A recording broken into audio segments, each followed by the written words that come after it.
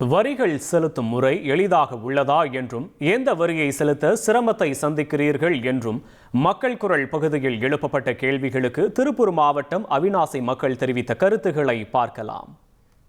வரி விதிப்பு என்பது நம்ம ஒரு ஊராட்சியில் மக்கள் தொகை, அதனோட பரப்பளவு, அதனுடைய செலவினங்களுக்கு தகுந்த மாதிரி வரி விதிக்கிறாங்க. வரி விதிப்பு முறை பார்த்தீங்கன்னா இப்போ ஆன்லைன் பண்ணதுனால மக்களுக்கு கொஞ்சம் எளிமையாக இருக்குது.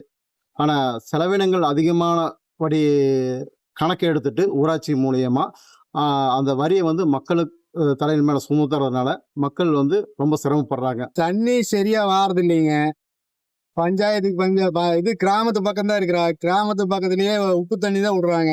நல்ல தண்ணி கரெக்டா வர்றதில்லை. 2 நாளைக்கு ஒருக்க, வாரத்துல 1 நாள் 2 நாள் தான் விடுறாங்க. வரி வருஷம் மார்ச் 30க்குள்ள கட்ட சொல்லுவாங்க. இப்போ என்னன்னா டிசம்பருக்குள்ள கட்டணும்னு சொல்லி கொஞ்சம் ப்ரெஷர் பண்றாங்க. இப்போ பார்த்தீங்கன்னா நம்ம பஞ்சாயத்துல தண்ணி வரி 900 ரூபா, பக்கத்தால பஞ்சாயத்துல 600 ரூபா, இன்னும் பக்கத்தால பஞ்சாயத்துல 1200 ரூபா.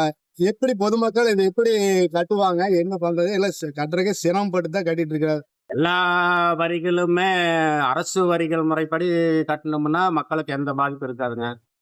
ஆனா இப்ப அது தலைகளா மாறுதுங்க. நிறைய பக்கம் மாநகராட்சியில எவ்வளவு வரி வசூல் பண்றாங்களோ அதை விட கூடுதல் வரி வசூல் பண்றாங்க. அது போக மாநகராட்சி கொட்டுன மாதிரி இருக்கிற கிராம ஊராட்சிகள்லையும் அதே நிலையத்தான் கொண்டு வர்றாங்க.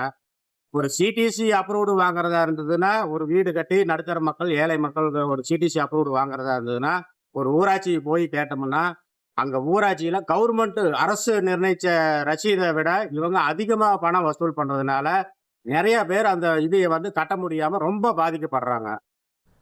மக்கள் குரல் பகுதியில் அவிநாசி மக்கள் தெரிவித்த கருத்துக்களை பார்த்தோம். இனி செல்லும் இடமெல்லாம் செய்தி. தந்தி டிவியின் வாட்ஸ்அப் சேனலை ஃபாலோ பண்ணினா செல்ல இருக்கும் இடமெல்லாம் செய்தி. இதோ QR கோட், இப்பவே ஸ்கேன் பண்ணுங்க, ஃபாலோ பண்ணுங்க.